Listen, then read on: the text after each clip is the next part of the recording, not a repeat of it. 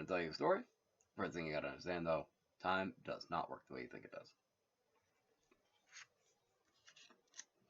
You can call me Oracle or Zakuna because I'm the one who's talking to you.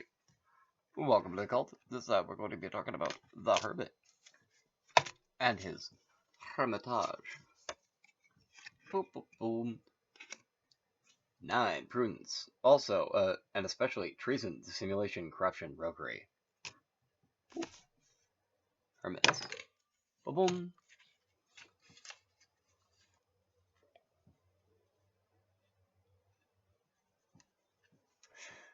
9. The Hermit. Introspection, gaining insights, having spiritual enlightenment or philosophical wisdom, looking for guidance or giving guidance to others, mentorship, solitude, choosing to be alone. Reverse meaning, too self-absorbed, neurotic, lacking negative introspection, lacking spirituality, the spiritual insight or growth, ignoring good or wise advice, loneliness. You get a bit lonely sometimes in the week. Anyway, the Hermit. Boop. 9. The Hermit. In your own heart, you carry the light and love you have often sought outside yourself. Each one of us holds the power to fulfill ourselves. You must always return to yourself, accept yourself, and celebrate. You are beautiful, you are worthy, you are wholly unique and wonderful individual. You are completely independent, and yet you will always remain indivisibly connected to the great stream of humanity. You may feel alone, but you are not. Alone does not necessarily mean lonely. Raise up your inner light and place it on a hilltop where everyone can see it. As a guide, you can aid the seekers who come your way. Remember, a lamp is not made to hide under a bowl. Do not hide your fire underneath the bush. I don't understand why that's an expression, because the bush would catch fire. Alright, so when last we left the fool on his marga, bala marana, hiti, not he, for it is a way, the fool's manner of dying errand. Yeah, he'd been sent to speak to the viceroy of a provincial state, a provincial territory, who and he was driven there by a charioteer, a Ratha, who basically was talked to him about being a Zilpin during the war, and how basically the viceroy they were going to was a foreigner, essentially, who was referred to as a barbaro or a barbarian because they were a foreigner, but who was still like close enough, basically because of how things went down back in the war, that they were tight with the emperor and the Maharaja and the Maharaja, and became a viceroy, partially because they were close, but partially because also they were very, very, very good at their job, which was essentially problem solving, from anything from 3 animals being loose in the town square to crop rotation. So he showed up at this woman's house. She started feeding him. They basically got done with dinner, and she got pulled from the house to go deal with something like that. And on the way out, oh, by the way, these I've made. Actually, this one specifically I made to be Nectar of Immortality because it tickled me. But anyway, I'll tell you how that goes for me if anyone tries to stab me and I have bulletproof skin or something ridiculous like that. But I hope that doesn't happen to me because I don't want to get stabbed. My point is, all right. So,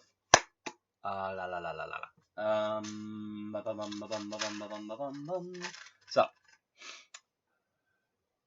he gets directed towards a Deepagarha, or a lighthouse, and there it is supposed to be a ashram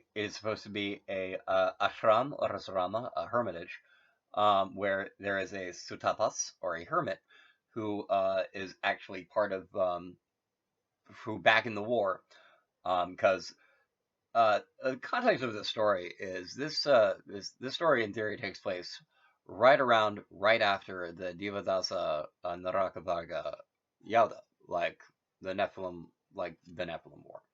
So basically, when I'm talking about the war, they were dealing with the war between heaven and like the fallen host. That's essentially like the context of this particular like Fool's Errand story, which is why there's a lot of people who are like immortal, because right after that war, especially like the kings, like King Solomon, he was like, someone who lives like 400 years, pretty much everyone else would consider immortal. And like, here's the thing about like, especially the Taoist immortals. If you read a lot of the lore, they're like, they eventually got bored of being immortal and just decided to die and reincarnate. They just did. It was a thing. Um, and then there was at least one who lost his body because he astrally projected to go visit like another place, and then his body got like messed with, and he had to like pick, and his body basically got burned, and he had to go back and just like pick a random corpse to inhabit. It's actually now it's a moral story. Anyway, so he goes wandering. So the fool the Merca goes up to the lighthouse. He's like, this dude made a Zonamanzikhinkama the peanut combo. He made effectively a ruby candle of love. That is essentially the light inside of the hermit's lantern when he goes around searching for truth. Like this is one of the guys who is like essentially there for the last Satyadina, the last day of truth, where the reckoning book that he was handed by the Ojatsuku Atman, the one of the fortitude of the white soul. It was like the reckoning book was basically from that reckoning day, from that Satyadina, from that day of truth. And so he basically is like, I'm like neck deep in all of this like old war stuff, and like it's behind like it's not like extremely behind my time, like so much of that I don't know what this is about, but like I never thought I'd be this deep in the the big Yauda story. Like, what's going on here?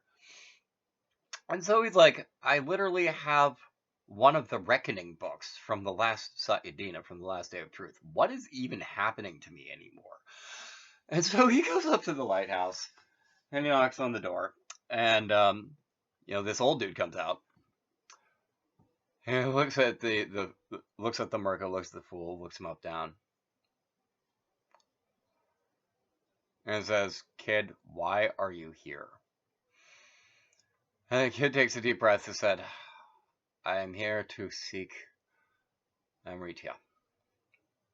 I have taken a vow to seek Amritya." And the guy kind of looks at him, narrows his eyes.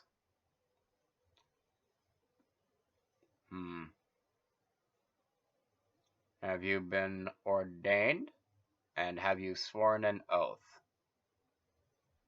The fool kind of like looks around, a bit confused.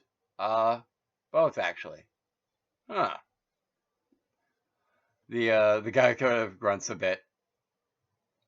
Alright, come inside. Sit down. And the fool's like, okay. Goes inside, sits down. Guy's having dinner. Pulls up an extra set to like spool out some soupa. And they sit down, and he like the guy kind of looks at him. You're not hoping for some sort of like Devaganita Dattva. You're not trying to get some sort of apotheosis here, are you? Be warned. I'll be able to tell if you're lying. The fool laughs, is like, yeah, no, that's I'm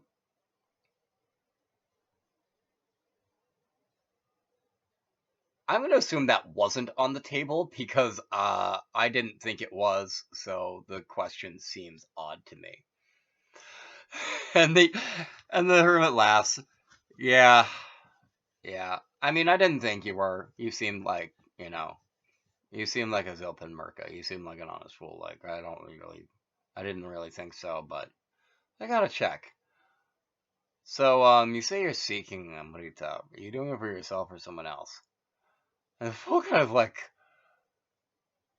shakes his head. He's like, he realizes that of the people he's talked to, um, he didn't really talk about the fact he was seeking immortality with either the chariot driver or the Barbaro. So he's like, oh man, why is it every time I bring this up, they always ask this? He's like, I'm looking for someone else. And like, if I get it too, I'm not gonna lie. I won't turn it down, especially if it's like, I heard there's actually some bad ones. I don't want any of those, but like, seriously, I mean, who wouldn't want at least some extra time? I'm not talking like forever, ever, but I take some extra time. But no, I'm here for someone else. Oh, family member or like is your mother dying or something? Full size. No, no, both my parents are dead. No, it's for the Raja of my home kingdom. And the hermit stops for a second. Oh boy, where are you from? The Merkin names of the country, and the hermit takes a deep breath. Ooh.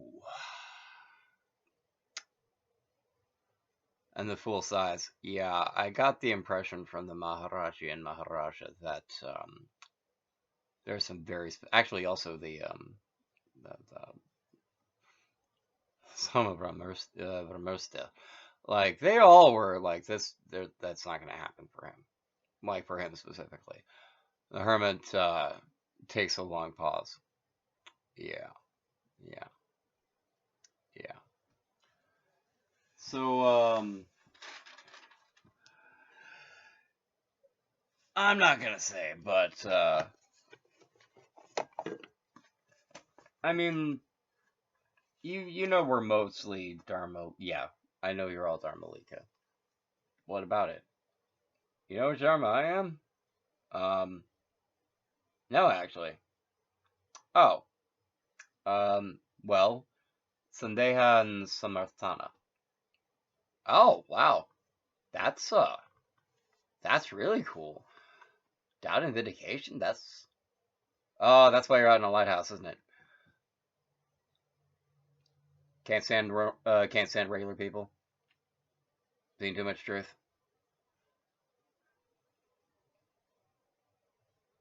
Kid, you keep talking like this. I'm not gonna let you call yourself a merca anymore.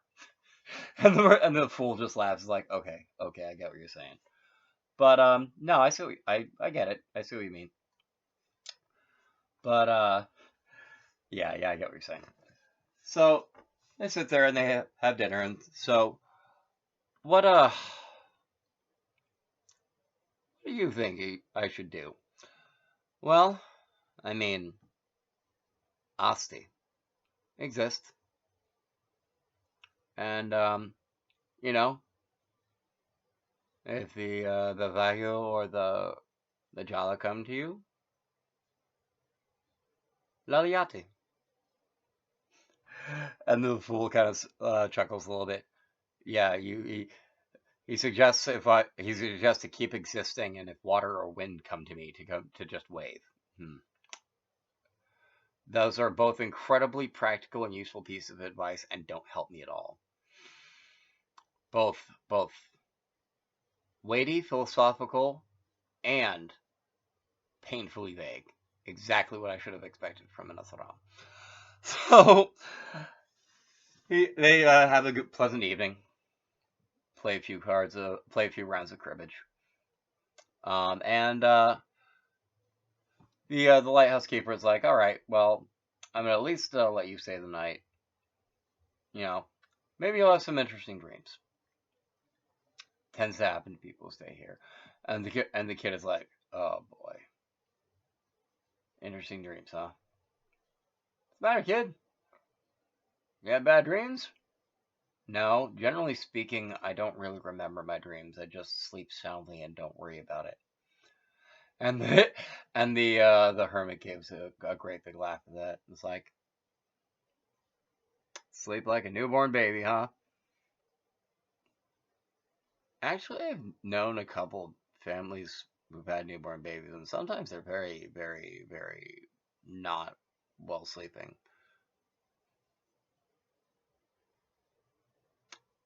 Yeah, that can happen. That can happen. The uni kind of smiles. So, before you go to bed, quick question about your home country.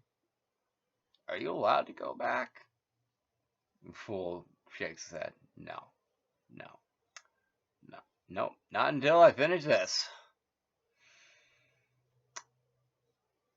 The hermit nods a little bit. Okay. Tell you what, kid. I'm a housekeeper. I had a lot of maps. I'll see if I can maybe put together something for you, maybe a little bit of trip, help you at least figure out somewhere to go in the meantime, while you wait for things to take their course, because Sandeha is an important thing to have. It's important to doubt. But vindication is important too, kid. Have a good night. And Mooney lets the kid have a lay down to sleep. And that'll be where I end it for now. This is Oracle singing to you about the wrecking books and day of the true and way of Devadasa of heaven's slave. The Rakavarga hell's chapter always, and this'll be me for the hermit, the way of the being of the ashram of it, and that'll be all for now. Talk to you later, Oracle, in the wow, in the way of the worlds of we. Talk to you later of the tantra of me.